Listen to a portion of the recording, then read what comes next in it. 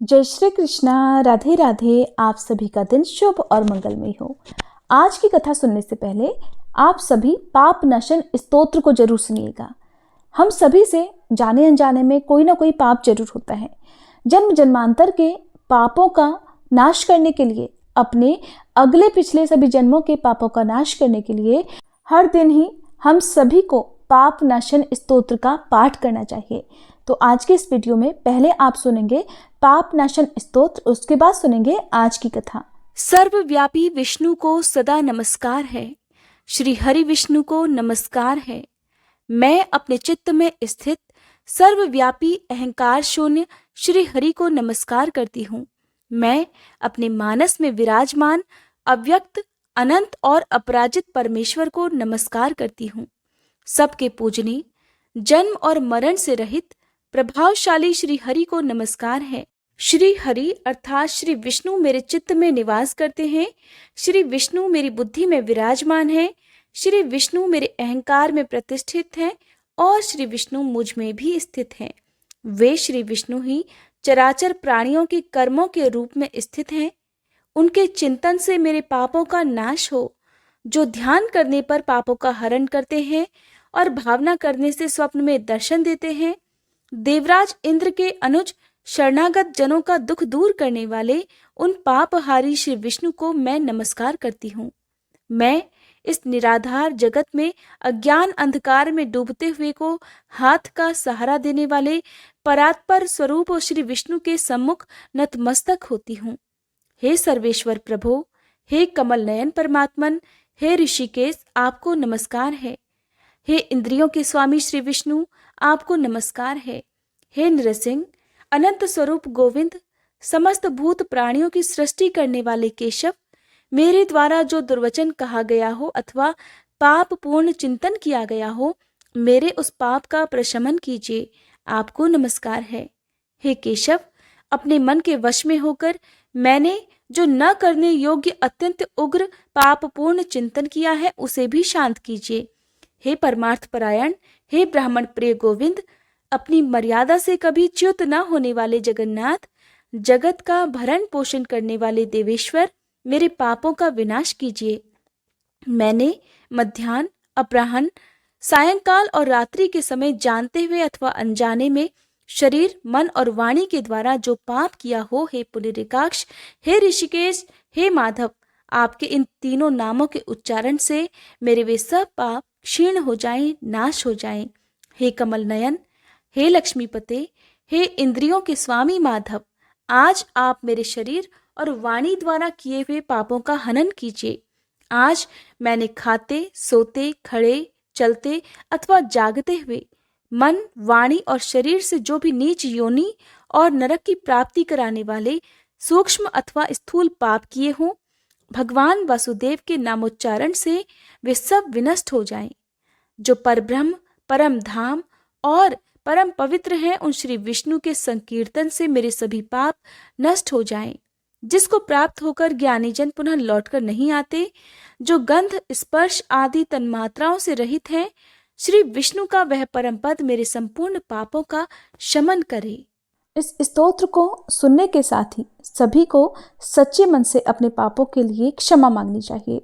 ये था पाप नाशन स्तोत्र का हिंदी अनुवाद। अब सुनिए आज की कथा। श्री नारायण कहते हैं, हे मुने, उस तेज पुंज के सामने ध्यान और स्तुति करके खड़े हुए उन देवताओं ने उस तेजो राशि के मध्य भाग में एक कमनीय शरीर को देखा, जो सजल जलधर के समान श्याम कांति से युक्त और परम मनोहर था। उसके मुख पर मंद मंद मुस्कान छा रही थी। उसका रूप परमानंद जनक और त्रिलोकी के मन को भी मोह लेने वाला था। उसके दोनों गालों पर मकराकार कुंडल जगमगा रहे थे। उत्तम रत्नों के बने हुए नुपुरों से उनके चरणों की बड़ी शोभा हो रही थी। उसी तेज पुंज में देवताओं ने मनोहर अंग वाली श्री राधा को भी देखा। वे मंद मंद मुस्कान के साथ अपनी ओर देखते हुए प्रेतम को तिरछी चितवन से देख रही थी। उन श्रेष्ठ परमेश्वर और सुंदरी परमेश्वरी का दर्शन करके सभी देवताओं को बड़ा आश्चर्य हुआ। उनके तो संपूर्ण मनोरथ पूर्ण हो गए थे। इसलिए अब उन सभी देवताओं ने फिर से भगवान की स्तुति आरंभ कर दी। ब्रह्मा जी बोले, हे परमेश्वर, मेरा मन रूपी भ्रमर आपके चरणों में लगातार प्रेम भक्ति पूर्वक भ्रमण करता रहे। शांति रूपी औषधि देकर मेरे जन्म मरण के रोग से आप मेरी रक्षा कीजिए और मुझे सुदृढ़ और अत्यंत परिपक्व भक्ति और दास्य भाव दीजिए। भगवान शंकर कहने लगे, हे प्रभु, भव सागर में डूबा हुआ मेरा मन रूपी मत्स्य सदा ही इस घोर संसार रूपी कुएं में चक्कर लगाता रहता है। सृष्टि और संहार यही इसका अत्यंत निंदनीय विषय है। आप इस विषय को दूर कर दीजिए और अपने चरणों की भक्ति मुझे दे दीजिए। धर्म बोले, हे मेरे ईश्वर, आपके आत्मीय जनों के साथ साथ मेरा सदा समागम होता रहे, जो विषय रूपी बंधन को काटने के लिए तीखी तलवार का काम करता है और आपके चरणों में स्थान दिलाने का एकमात्र कारण है। प्रभु, आप जन्म जन्म में मुझे अपने चरणों की भक्ति प्रदान कीजिए। भगवान नारायण कहते हैं, हे देवर्षि, इस प्रकार स्तुति करके मनोरथ पूर्ण हुए वे तीनों देवता कामनाओं की पूर्ति करने वाले श्री राधा वल्लभ के सामने खड़े हो गए। देवताओं की ये स्तुति सुनकर कृपा निधान श्री कृष्ण के मुखारविंद पर मंद मंद मुस्कान खिल उठी। वे उनसे हितकर और सत्य वचन में बोले। भगवान श्री कृष्ण ने कहा, तुम सब लोग इसी समय मेरे धाम में पधारे हो और यहाँ तुम्हारा स्वागत है। शिव जी के आश्रय में रहने वाले लोगों का तो कुशल पूछना उचित ही नहीं है। यहाँ आकर आप सभी निश्चिंत हो जाइए। मेरे रहते भला आपको क्या चिंता है? मैं समस्त जीवों के भीतर विराजमान हूँ, लेकिन स्तुति से ही प्रत्यक्ष होता हूँ। आपका जो अभिप्राय है वह सब मैं निश्चित रूप से जानता हूँ। हे देवताओं, शुभ और अशुभ जो भी कर्म है वो सब समय पर ही होगा। बड़ा और छोटा सब कार्य काल से ही संपन्न होता है। वृक्ष अपने अपने समय पर ही सदा फूलते और फलते हैं, समय पर ही उनके फल पकते हैं और समय पर ही वे कच्चे फलों से लद जाते हैं। सुख दुख, संपत्ति विपत्ति, शोक चिंता तथा शुभ और अशुभ सब अपने अपने कर्मों के फल हैं और सभी समय पर ही उपस्थित होते हैं। तीनों लोकों में ना तो कोई किसी का प्रिय है और ना ही अप्रिय। हे देवताओं, आप लोगों का यहाँ गोलोक में जो एक क्षण बीता है, उतने में ही पृथ्वी पर 7 मनवंतर बीत चुके हैं। 7 इंद्र समाप्त हो गए हैं और इस समय 8वें इंद्र चल रहे हैं। इस प्रकार मेरा कालचक्र दिन रात भ्रमण करता रहता है। इंद्र, मनु और राजा सभी लोग काल के वशीभूत हो गए। उनकी कीर्ति पृथ्वी, पुण्य और पाप की कथा मात्र शेष रह गई है। इस समय भी भूमि पर बहुत से राजा दुष्ट और भगवान निंदक हैं। उनके बल और पराक्रम महान है, परंतु समयानुसार वे सब के सब कालांतक यम के ग्रास हो जाएंगे। ये काल इस समय भी मेरी आज्ञा से ही उपस्थित है। वायु मेरी आज्ञा मानकर ही निरंतर बहती रहती है। मेरी आज्ञा से ही अग्नि जलती है और सूर्य तपते हैं। हे देवताओं, मेरी आज्ञा से ही सब शरीरों में रोग भी निवास करते हैं। समस्त प्राणियों में मृत्यु का संचार होता है और वे समस्त जलधर वर्षा भी करते हैं। मेरे शासन से ही ब्राह्मण ब्राह्मणत्व में, तपोधन तपस्या में और योगी योग में निष्ठा रखते हैं। वे सब के सब मेरे भय से भीत होकर ही स्वधर्म कर्म के पालन में लीन हैं। जो मेरे भक्त हैं वे सदा निशंक रहते हैं, क्योंकि वे कर्म का निर्मूलन करने में समर्थ हैं। देवताओं, मैं काल का भी काल हूँ, विधाता का भी विधाता हूँ, संहारकारी का भी संहारक और पालक का भी पालक परमात्मा परमेश्वर हूँ। मेरी आज्ञा से ही ये शिव संहार करते हैं, इसीलिए इनका नाम हर है। आप मेरे आदेश से सृष्टि के लिए उद्यत रहते हो, इसलिए विश्व सृष्टा कहलाते हो और धर्मदेव रक्षा के कारण ही पालक कहलाते हैं। मैं अपने भक्तों का प्राण हूँ और भक्त भी मेरे लिए प्राणों के समान हैं। जो मेरा नित्य ध्यान करते हैं उनका मैं दिन रात स्मरण करता हूँ। 16 अरों से युक्त अत्यंत तीखा सुदर्शन नामक चक्र महान तेजस्वी है। संपूर्ण जीवधारियों में जितना भी तेज है वह सब उस चक्र के तेज के 16वें अंश के बराबर भी नहीं है। आप सब देवता और प्राणाधिका लक्ष्मी जी भी मुझे भक्त से बढ़कर प्यारी नहीं है। हे देवेश्वरों, भक्तों का भक्ति पूर्वक दिया हुआ जो द्रव्य है उसे तो मैं बड़े प्रेम से ग्रहण करता हूँ, लेकिन अभक्तों की दी हुई कोई भी वस्तु मैं नहीं खाता। निश्चय ही उसे राजा बलि ही भोगते हैं। जो अपने पति, पत्नी, पुत्र आदि स्वजनों को त्याग कर दिन रात मुझे ही याद करते हैं, उनका स्मरण मैं भी आप लोगों को त्याग कर सदा किया करता हूँ।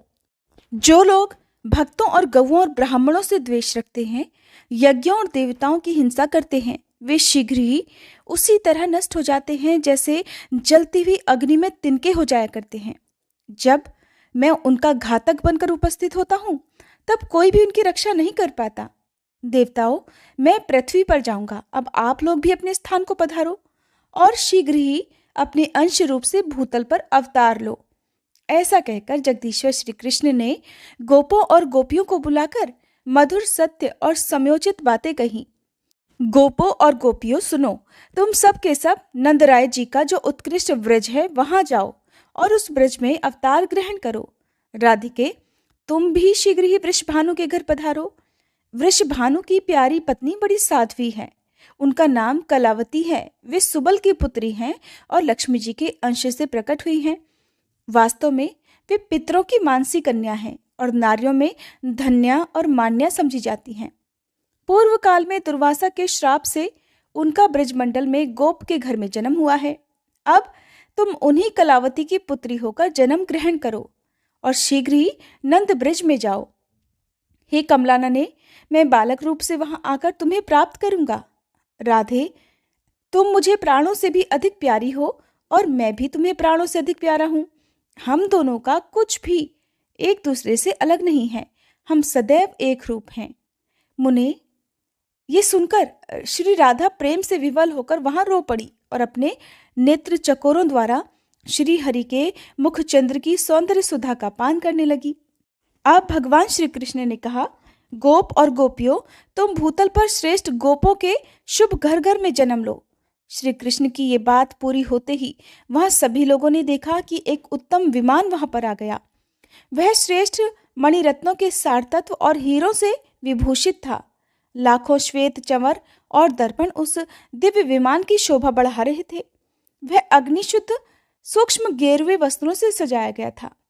सोने का बनाया हुआ वह सुंदर विमान अनुपम तेज पुंज में दिखाई देता था।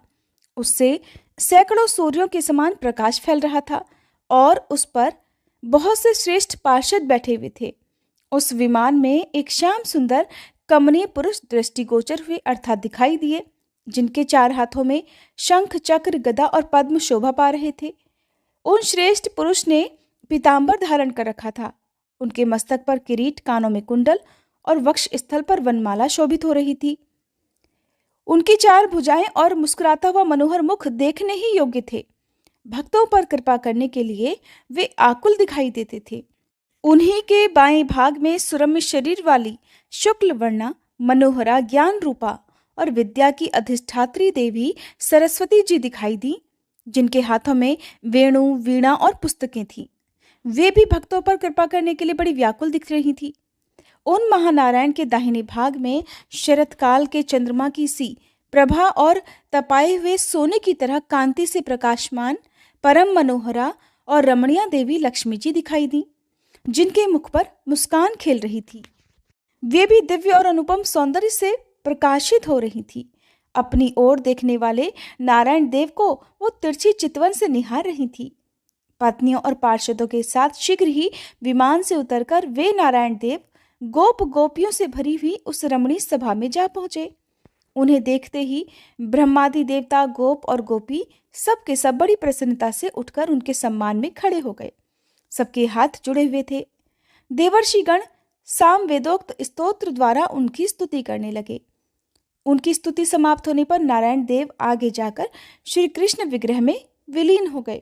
यह परम आश्चर्य की बात देखकर सबको बड़ा विस्मय हुआ। उसी समय वहां एक दूसरा स्वर्णमय रथ आ पहुंचा। उससे जगत का पालन करने वाले त्रिलोकीनाथ श्री विष्णु स्वयं उतरकर उस सभा में आए। उनकी 4 भुजाएं थी। वनमाला से विभूषित पीतांबरधारी, संपूर्ण अलंकारों की शोभा से संपन्न और करोड़ों सूर्यों के समान प्रकाशमान श्री विष्णु जी बड़े मनोहर दिखाई देते थे। वे मंद मंद मुस्कुरा रहे थे। मुने उन्हें देखते ही सभी लोग उठकर खड़े हो गए। सबने प्रणाम करके उनकी स्तुति की। इसके बाद वे भी वहीं पर श्री राधिका वल्लभ श्री कृष्ण के शरीर में लीन हो गए। श्वेत द्वीप निवासी श्री विष्णु के श्री कृष्ण विग्रह में विलीन हो जाने के बाद वहां तुरंत ही शुद्ध स्फटिक मणि के समान गौर वर्ण वाले संकर्षण नामक पुरुष पधारे। वे बड़ी जल्दी में थे। उनके सहस्त्रों मस्तक थे और वे 100 सूर्यों के समान प्रकाशित हो रहे थे। उन्हें आया देखकर सबने उन विष्णु स्वरूप संकर्षण जी का स्तवन किया। नारद जी उन्होंने भी वहां आकर मस्तक झुकाकर राधिकेश्वर की स्तुति की। सहस्त्रों मस्तकों द्वारा भक्तिभाव से उनको प्रणाम किया और फिर इसके बाद धर्म के पुत्र स्वरूप हम दोनों भाई नर और नारायण वहां गए। मैं तो श्री कृष्ण के चरणों में ही लीन हो गया, किंतु नर अर्जुन के रूप में दृष्टिगोचर हुआ। फिर ब्रह्मा जी, शिव जी, शेष और धर्म ये चारों वहां एक स्थान पर खड़े हो गए। इसी बीच में देवताओं ने वहां दूसरा उत्तम रथ देखा, जो कि स्वर्ण के सार तत्व का बना हुआ था, तरह तरह के रत्नों से अलंकृत था। अब ग्रीष्म ऋतु के मध्यकालीन मार्तंड की प्रभा को तिरस्कृत करने वाला वह श्रेष्ठ विमान मोती, मणि और हीरे के समूह से जाज्वल्यमान प्रतीत हो रहा था।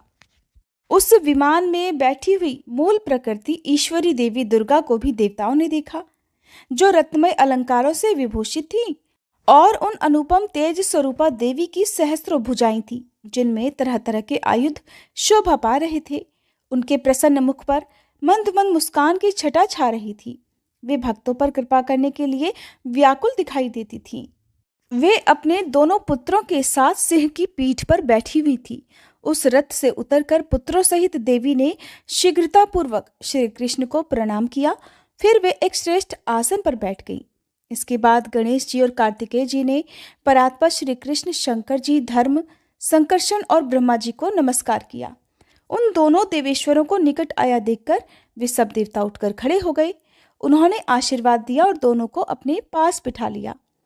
देवतागण बड़ी प्रसन्नता के साथ गणेश जी और कार्तिकेय जी के साथ उत्तम वार्तालाप करने लगे। उस समय देवता और देवी उस सभा में श्री हरि के सामने बैठ गए। उन्हें देखकर बहुसंख्यक गोप और गोपियां आश्चर्य से हैरान हो रही थीं। फिर श्री कृष्ण के मुखारविंद पर मुस्कुराहट खेलने लगी।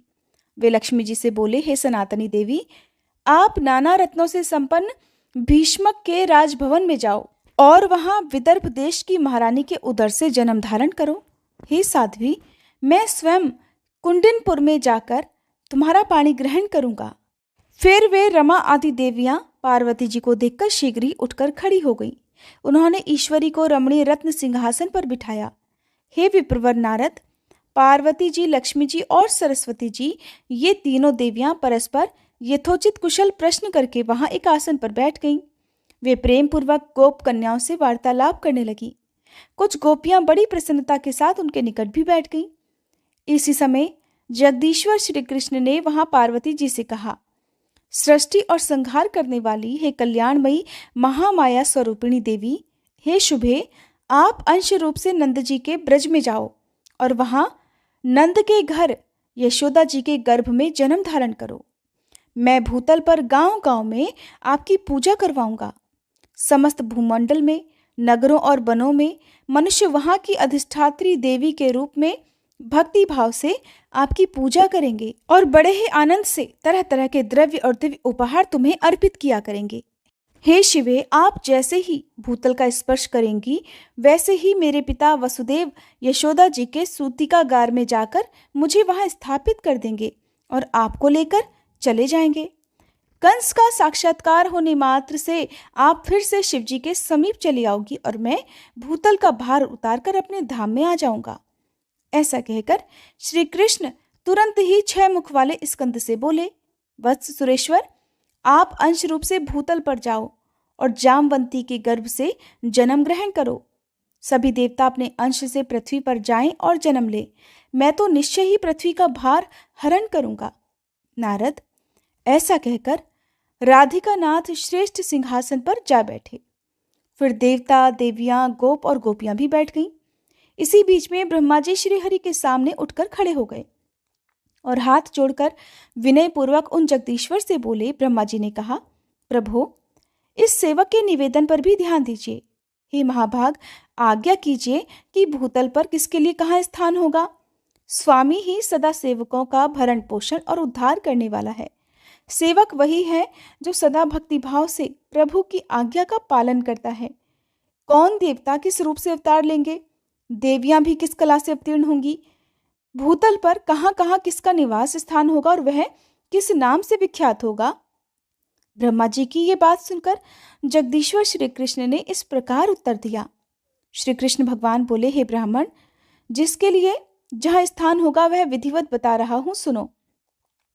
कामदेव रुक्मणी के पुत्र होंगे और शंबरासुर के घर में जो छाया रूप से स्थित है वह सती मायावती के नाम से प्रसिद्ध रति उनकी पत्नी होगी। तुम उन्हीं रुक्मणी नंदन प्रद्युम्न के पुत्र होगे और तुम्हारा नाम अनिरुद्ध होगा। भारती शोणितपुर में जाकर बाणासुर की पुत्री होंगी। जगदीश्वर अनंत देवकी के गर्भ से आकृष्ट होकर रोहिणी के गर्भ से जन्म लेंगे। माया द्वारा उस गर्भ का संकर्षण होने से उनका नाम संकर्षण होगा। सूर्य तनया यमुना गंगा के अंश के साथ भूतल पर कालिंदी नाम वाली पटरानी होंगी। तुलसी आधे अंश से राजकन्या लक्ष्मणा के रूप में अवतीर्ण होंगी। वेद माता सावित्री नगजित की पुत्री सती सत्या के नाम से प्रसिद्ध होंगी। वसुधा, सत्यभामा और देवी सरस्वती शैव्या होंगी। रोहिणी राजकन्या मित्रविंदा होंगी। सूर्य पत्नी संज्ञा अपनी कला से जगत गुरु की पत्नी रत्नमाला होंगी। स्वाहा एक अंश से सुशीला के रूप में अवतीर्ण होंगी। ये रुक्मणी आदि 9 स्त्रियां हो गईं। अब सभी देवताओं को भगवान श्री कृष्ण ने जो जो आदेश दिया, जिस जिस रूप को धारण करने के लिए कहा, उसका वर्णन आप अगले अध्याय में सुनेंगे। उम्मीद है आज की ये वीडियो आपको पसंद आई होगी। अगर आपने आज की भागवत कथा नहीं सुनी है तो उसे भी आप जरूर सुनिएगा।